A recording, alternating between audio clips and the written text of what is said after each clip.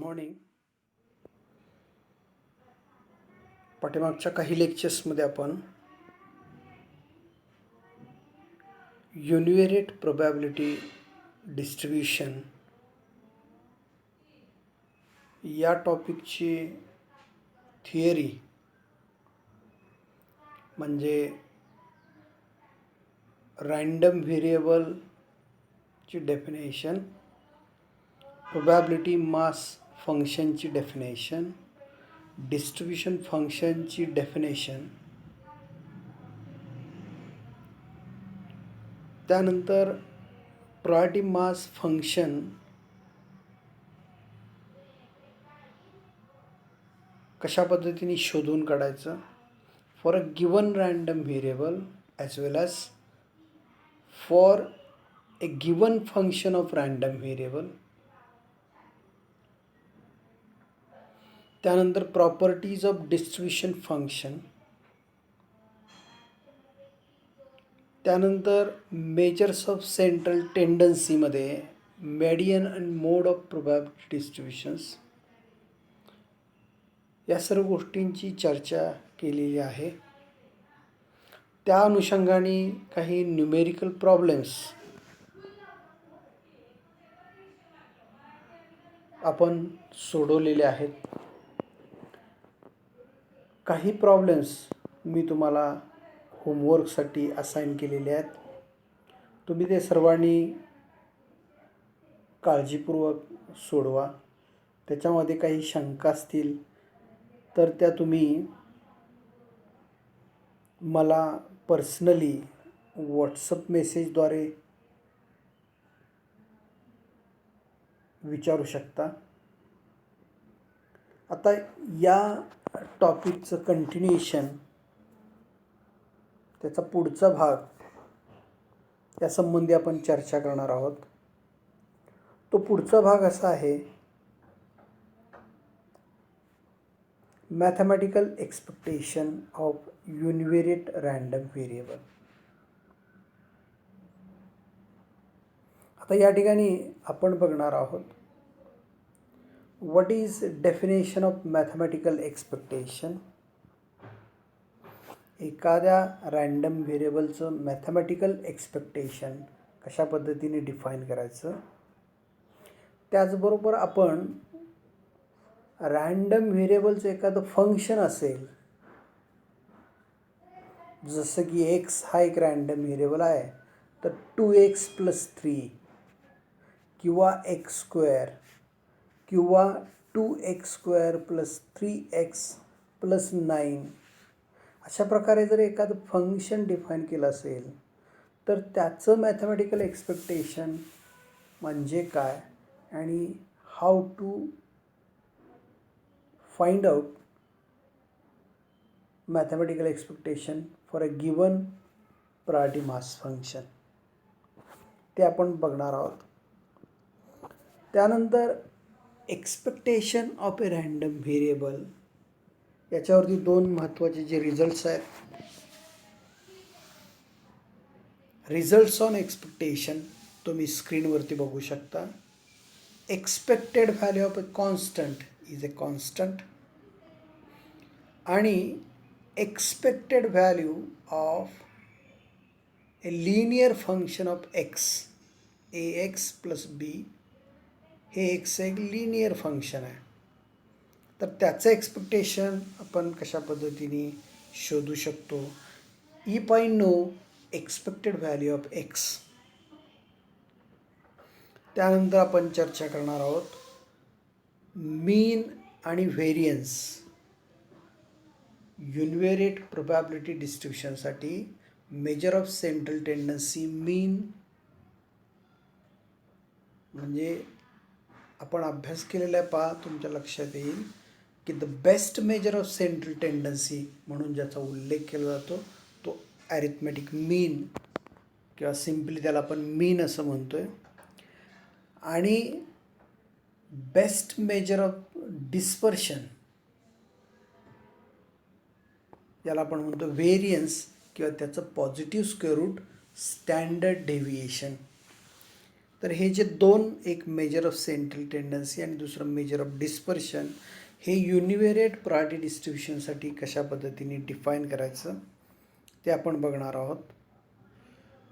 त्यानंतर रँडम व्हेरिएबलमध्ये जर आपण काही बदल घडवून आणले, त्या बदलाला आपण म्हणतो effect of change of origin and change of scale. तर याचा मीन आणि व्हेरियन्सवरती काय परिणाम होतो या गोष्टींची आपल्याला चर्चा करायची आहे. त्यानंतर डिस्क्रीट रँडम व्हेरिएबलसाठी रॉ मोमेंट्स आणि सेंट्रल मोमेंट्स कशा पद्धतीने डिफाईन करायचे आणि त्याच्यावरून स्क्यूनेस आणि कुर्टोसिस ह्या ज्या दोन महत्त्वाच्या संकल्पना आहेत, जसं फ्रिक्वेन्सी कर्वसाठी आपण पाठीमागच्या सेमिस्टरमध्ये त्याचा अभ्यास केलेला आहे, तर प्रोबॅबिलिटी कर्वसाठी स्क्यूनेस आणि कुर्टोसिस या दोन संकल्पनांचा आपण अभ्यास करणार आहोत. त्यानंतर प्रोबॅबिलिटी जनरेटिंग फंक्शन म्हणजे काय,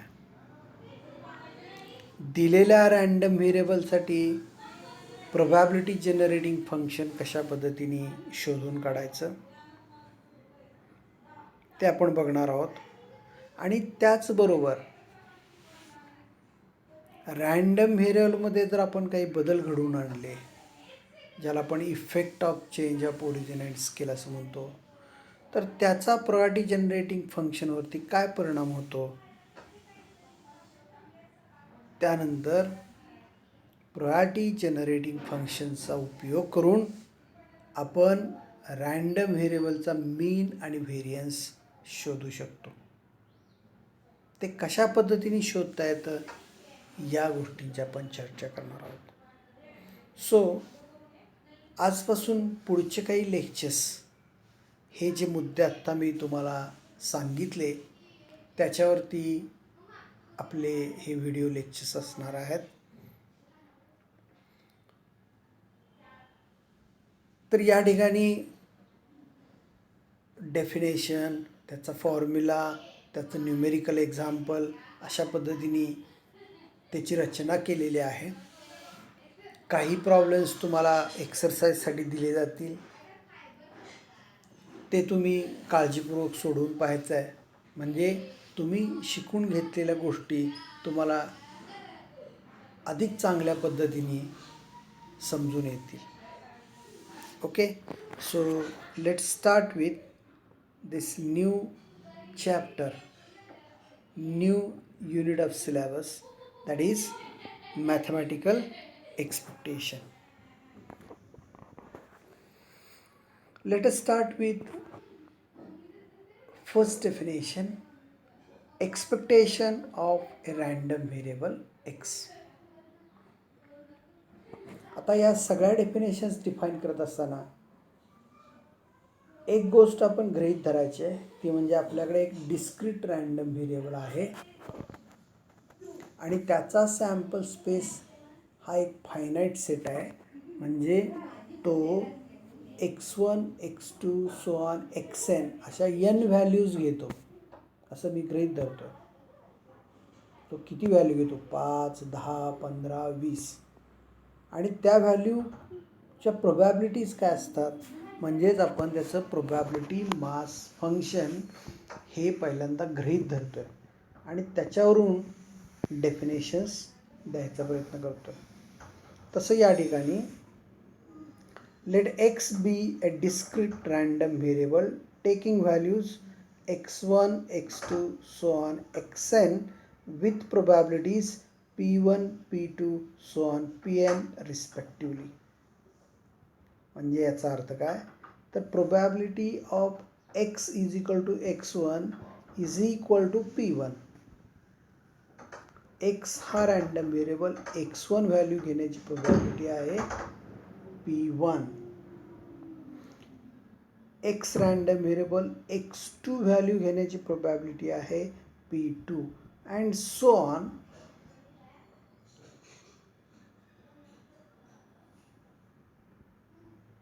x is equal to xn ही व्हॅल्यू घेण्याची प्रोबॅबिलिटी आहे pn. असा एक डिस्क्रीट रँडम व्हेरिएबल माझ्याकडे आहे. Then mathematical expectation or simply expectation of a random variable x is defined as, तर त्यासाठी नोटेशन वापरतात capital E of x, E of x. So it is equal to p1 into x1 plus p2 into x2 plus so on pn into xn. म्हणजे काय करायचं, तर प्रत्येक व्हॅल्यूला त्याच्या प्रोबॅबिलिटीने multiply करायचं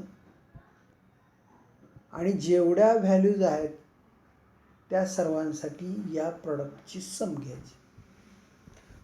प्रत्येक व्हॅल्यूला त्याच्या प्रोबॅबिलिटीने मल्टिप्लाय करायचं आणि हे असे सगळे गुणाकार येतील त्या सगळ्यांची बेरीज करायची, म्हणजे expected value of x.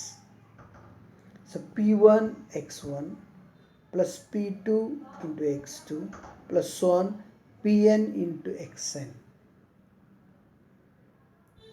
Symbols मध्ये आपल्याला ते लिहिता येईल. Summation that is sigma I running from 1 to n pi into xi. So this is called expected value of a random variable x. आता या ठिकाणी हा जो ई लिहिलेला आहे कॅपिटल ई, हा काय, इट इज अन ऑपरेटर. जसं की तुम्ही मॅथमॅटिक्समध्ये अभ्यास करताना डेरिव्हेटिव्ह आपल्याला फाइंड आउट करायचं असेल त्याला आपण डी बाय डी एक्स असं लिहितो. What is that D by D X? D by D X आपल्याला काय सांगत असते की हे जे फंक्शन आहे त्याचं डेरिव्हेटिव्ह घ्या. डेरिव्हेटिव्ह म्हणजे एक विशिष्ट प्रकारचं ऑपरेशन आहे. We have to operate that operation on the given function.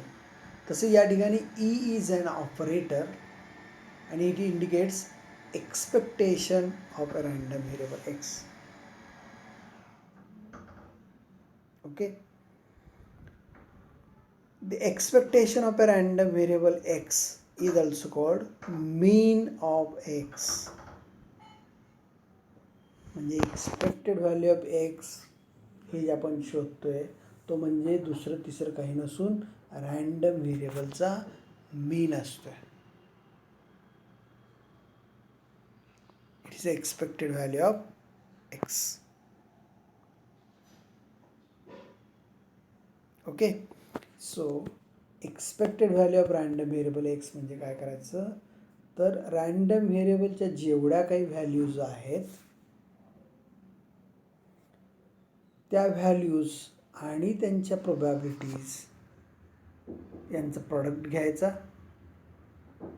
आणि त्यावरून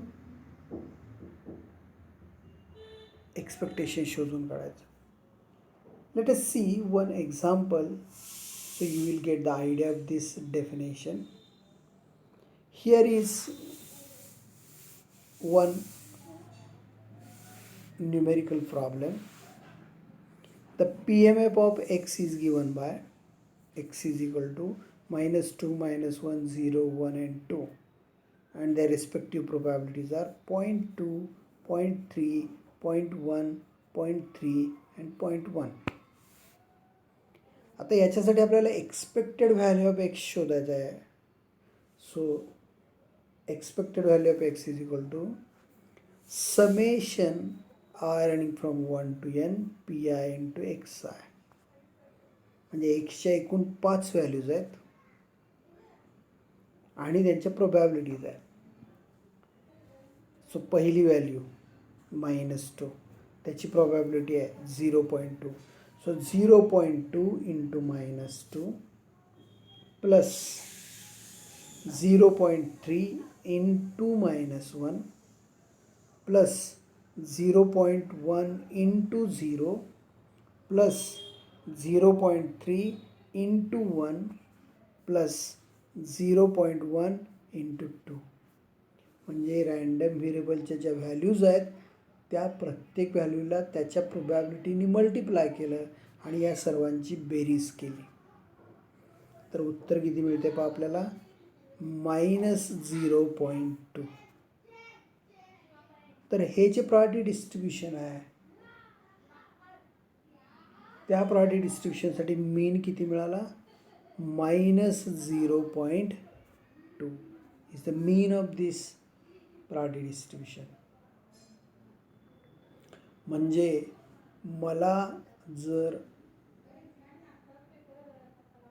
अशा प्रकारच्या प्रायोरिटी डिस्ट्रीब्युशनमधून 20, 25, 50, 100 असे ऑब्झर्वेशन्स मिळाले आणि त्याचा मी मीन कॅल्क्युलेट केला, arithmetic mean summation of xi upon n, तर तो याच्या जवळ येईल. It is an expected value of x. आपण जे काय अपेक्षित करणार आहोत सरासरी व्हॅल्यू एक्सची ती या पद्धतीने असेल. So we can find out expected value of x by using this function. आता काही वेळेला आपल्याला अशी गरज पडते की मला एक्सचं एक्सपेक्टेशन नको आहे, तर एक्सचं काहीतरी एखादं फंक्शन डिफाईन केलेलं आहे आणि त्याचं एक्सपेक्टेशन शोधायचं आहे. So expectation of a function of random variable x, ते कशा पद्धतीने शोधायचं. Let x be a discrete random variable taking values x1, x2, so on, xn with probabilities p1, p2, so on, pn respectively, and y is equal to g of x be a function of x. Then the mathematical expectation of y, that is g of x, is defined as expected value of y is equal to expected value of g of x. आता या ठिकाणी आपल्याला yचं priority mass function calculate करण्याची गरज नाही आहे. आपण एक्सच्याच priority मास फंक्शनवरून त्याचं एक्सपेक्टेशन शोधू शकतो. म्हणजे काय करायचं, आता एक्सच्या व्हॅल्यूजवरून फंक्शन जीच्या व्हॅल्यूज शोधायच्या. म्हणजे जी ऑफ x1 त्याला priority of x is equal to x1 ने मल्टिप्लाय करायचं. So p1 into G of x1 plus p2 into G of x2 plus so on pn into G of xn, that is nothing but summation I running from 1 to n pi into G of xi. म्हणजे एक्सच्या values फक्त त्या फंक्शनमध्ये ठेवायच्या, ते function evaluate करायचं आणि त्याची एक्सपेक्टेड व्हॅल्यू शोधता येते. आता याच एक्झाम्पलसाठी आपल्याला ती डेफिनेशन अधिक समजावून घेता येईल. Compute expected value of 3x plus 2. आता इथं माझ्यासाठी y is equal to 3x plus 2, that is G of X. मग काय केलं पहा, expected value of 3x plus 2 is equal to I running from 1 to n pi 3xi plus 2. आता इथे एकूण 5 व्हॅल्यूज आहेत. सो असे 5 प्रोडक्ट मिळतील आपल्याला. पहिली प्रायोरिटी आहे 0.2 इंटू -4. आता -4 कसं आलं पहा, तर x is equal to -2 value त्याच्यात ठेवली. -2 into 3 that is -6 plus 2 that is -4. परत -1 व्हॅल्यू ठेवली. If we put -1 we get again -1. 0 ठेवल्यानंतर काय मिळेल, we get 2.1 into 2, that 0 is wrong. 0.3 into 1 ठेवल्यावर 5 and 2 ठेवल्यावर 0.1 into 8. So the answer is 0.2 into -4, that is minus 0.8. त्यानंतर minus 0.3 आणि इथं 0.1 into 0 जे आहे त्याच्याऐवजी काय असायला पाहिजे ते 0.1 into 2, that is 0.2. So the final answer we should get 0.4. That is mistake while preparing this presentation. I think you should correct it. 0.1 into 0 जे लिहिलेलं आहे, that is not 0, it is in fact 2. Okay, so expected value of 3x plus 2, you will get the answer 0.4, not 0.2. Okay, so in this way we can define any function of x and find its expected value. Okay, so here is one problem for the exercise. You just write down it and try to solve. You have to find expected value of x, expected value of minus x, expected value of 5x, expected value of x minus 5, and expected value of x minus 2 divided by 3. Okay, so I think we should stop here. I hope that you will attempt this exercise. Thank you for listening this lecture. Okay.